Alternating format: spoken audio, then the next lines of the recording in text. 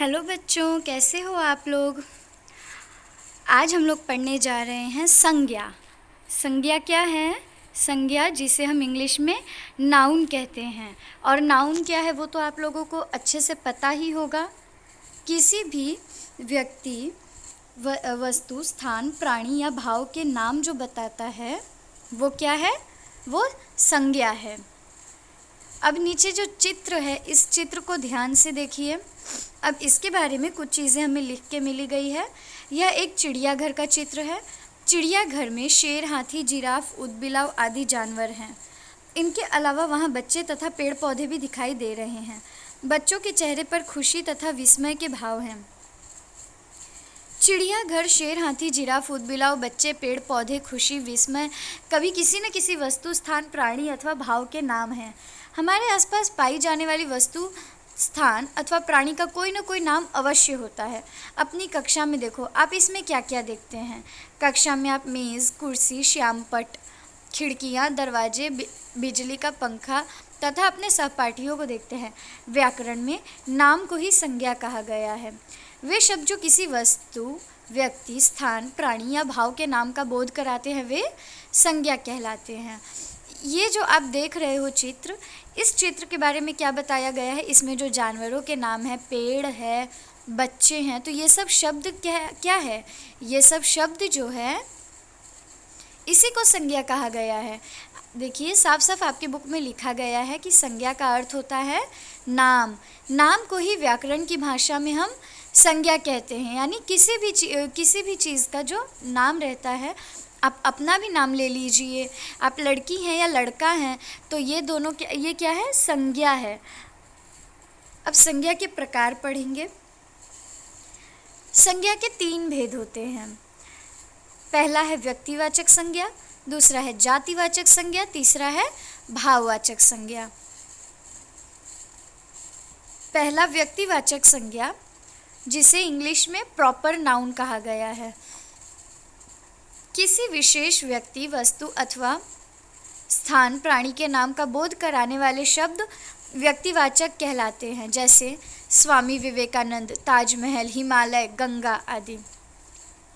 व्यक्तिवाचक संज्ञा यानी proper noun. Proper noun मतलब क्या होता है कि हमें प्रॉपर किसी चीज़ का एग्जैक्ट नाम पता हो। जैसे मैंने पहले कहा, आप लड़की हो या लड़का हो, तो ये भी क्या है? लड़की या लड़का भी संज्ञा है। तो ये एक संज्ञा हो गया, पर आपका नाम क्या है? तो अगर आप अपना नाम बताते हो तो वो व्यक्तिवाचक संज्ञा हो जाएगा, क्योंकि वो एक प्रॉपर नाम हो गया है। कुछ अन्य व्यक्तिवाचक संज्ञाएं, जैसे दिनों के नाम, सोमवार, बुधवार, शनिवार, तो ये सब एग्जैक्ट एक दिन बता रहे हैं, इसलिए ये व्यक्तिवाचक संज्ञा में आते हैं। नदियों के नाम, कावेरी, बेतवा, यमुना, सोन आदि। व्यक्तियों के नाम, महात्मा गांधी, भगत सिंह, विराट कोहली आदि। देशों के नाम, भारत, जापान, रूस, अमेरिका आदि। इमारतों के नाम, Qutub Minar, Lal Qila, gateway of India आदि। त्योहारों के नाम, होली, दीपावली, ईद, क्रिसमस, गुरु पर्व आदि। तो ये सब क्या थे? हमारे व्यक्तिवाचक संज्ञा थे। कैसे? क्योंकि इसमें एक एग्जैक्ट नाम दिया गया है, और जो नाम दिया गया है उससे हम अपने दिमाग में एक चित्र ला सकते हैं कि हाँ, अगर महात्मा गांधी का नाम दिया गया तो महात्मा गांधी दिमाग में तुरंत आ जाते हैं कि कौन थे। तो इसी को व्यक्तिवाचक संज्ञा कहते हैं। अब आते हैं जातिवाचक संज्ञा पे। जो संज्ञा शब्द पूरी जाति का बोध कराते हैं। किसका? पूरी जाति का बोध कराते हैं, उसे जातिवाचक संज्ञा कहते हैं। जैसे फूल, लड़का, पेड़, घर आदि। फूल, हमें सिर्फ क्या बताया गया है कि फूल है, ये नहीं बताया गया है कि कौन सा फूल है, तो वो फूल शब्द क्या हो गया? हमारा जातिवाचक संज्ञा हो गया, क्योंकि वो कोई भी फूल हो सकता है। अगर वही गुलाब का फूल इस तरह से कहा गया होता तो वो व्यक्तिवाचक संज्ञा हो जाता। क्यों? क्योंकि वो एक विशेष वस्तु का नाम हो जाता।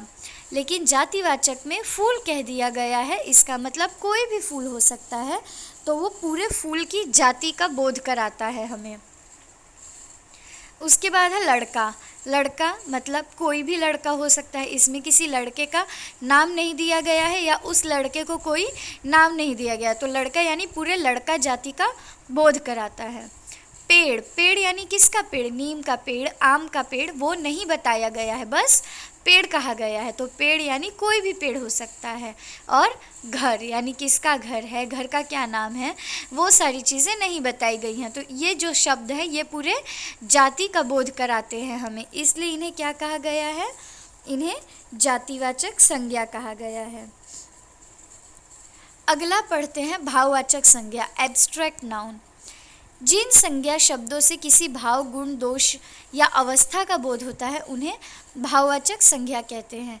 जैसे क्रोध, प्रेम, बुढ़ापा, दर्द, दया, खुशी आदि। ये शब्द जो हैं, क्रोध, प्रेम, बुढ़ापा, दर्द, दया, खुशी, ये क्या है, भाव है, फीलिंग है। तो जो शब्द किसी भी भाव, गुण यानी उसकी खासियत, या दोष उसकी कमी, या वो क्या कर रहा है, या उसकी अवस्था जैसे बुढ़ापा है, बचपन है, तो ये सब भाववाचक संज्ञा में आते हैं। ये सब भाव का बोध कराते हैं। कुछ और भाववाचक संज्ञाओं के उदाहरण दिए गए हैं, जैसे कि मिठास, प्यार, जवानी, बुराई, अच्छाई, शत्रुता, मित्रता, ऊंचाई, लंबाई, ताजगी, बचपन आदि। तो ये सब शब्द हमें कुछ जैसे खास चीज़ें, उस चीज़ की विशेषता या उसका भाव, विशेषता कैसे, जैसे लंबाई, कोई लंबा लड़का है तो उसमें लंबा भाववाचक संज्ञा हो जाएगा। तो उस तरह से ये जो भाव है इसमें, और अवस्था है, गुण है, गुण यानी उसके जो भी गुण हैं वो, जैसे कि लंबाई शब्द जो है वो गुण में आ जाएगा।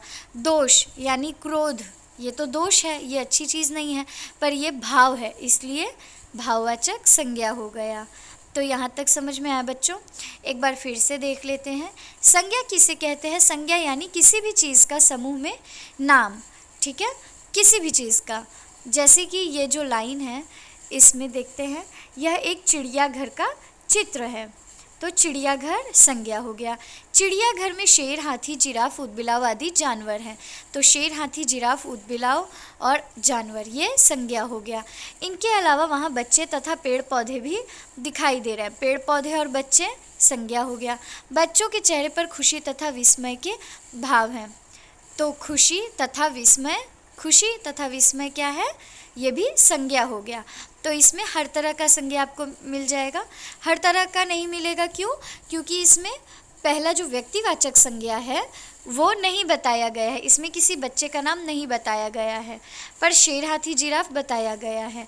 इसके अलावा भाव भी बताया गया है कि खुशी और विस्मय, ये क्या हो गया, भाववाचक संज्ञा। और सब क्या है, जानवर, पेड़ पौधे, ये सब है जातिवाचक संज्ञा। तो ये समझ में आया बच्चों? आपका जो खुद का नाम है वो क्या हो जाएगा, व्यक्तिवाचक संज्ञा। आपका जो भी आप लड़का हो या लड़की हो तो ये क्या हो जाएगा, आप बच्चे हो तो बच्चे क्या हो जाएगा, जातिवाचक संज्ञा। और उसी के साथ आप खुश हो तो ये क्या हो जाएगा, भाववाचक संज्ञा, कि आप खुश हो, तो खुश शब्द खुशी ये भाव है, तो इसलिए ये भाववाचक संज्ञा हो गया। यहाँ तक समझ में आ गया? व्यक्तिवाचक संज्ञा के कुछ उदाहरण दिए गए हैं जो कि आप अच्छे से जान लें, इसे हो सके तो याद कर लें, ध्यान में रख लें। जातिवाचक संज्ञा किसे कहते हैं? जो पूरी जाति का बोध कराता है, जिसके उदाहरण आपको देख लेने चाहिए। कुछ अन्य जातिवाचक संज्ञाओं के उदाहरण दिए गए हैं, जैसे कि घोड़ा, लड़की, नदी, कुत्ता, फल, पहाड़, दुकान आदि। इसमें जानवरों के नाम हैं, पर उन जानवरों का नाम नहीं है। यदि उन जानवरों का नाम दिया गया होता तो वो व्यक्तिवाचक संज्ञा होता, पर सिर्फ घोड़ा बताया गया है तो वो घोड़े तो कोई भी घोड़ा माइंड में आ सकता है, पर अगर किसी घोड़े का नाम रहता तो हमें पता रहता कि हाँ इस घोड़े की बात हो रही है। इसके बाद भाववाचक संज्ञा में हमारे भाव, गुण, दोष या अवस्था आ जाएंगे। यहाँ तक समझ में आ गया? आओ दोहराएं। किसी व्यक्ति, वस्तु, स्थान, प्राणी तथा भाव के नाम को संज्ञा कहते हैं। ये आप लोगों को बताया मैंने, अच्छे से समझ में आया होगा। व्यक्तिवाचक संज्ञा शब्द किसी विशेष व्यक्ति, वस्तु, स्थान अथवा प्राणी के नाम का बोध कराते हैं।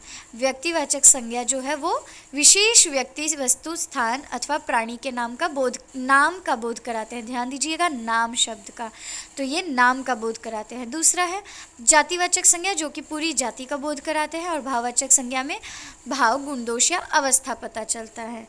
तो यहाँ तक समझ में आ गया अच्छे से बच्चों? धन्यवाद।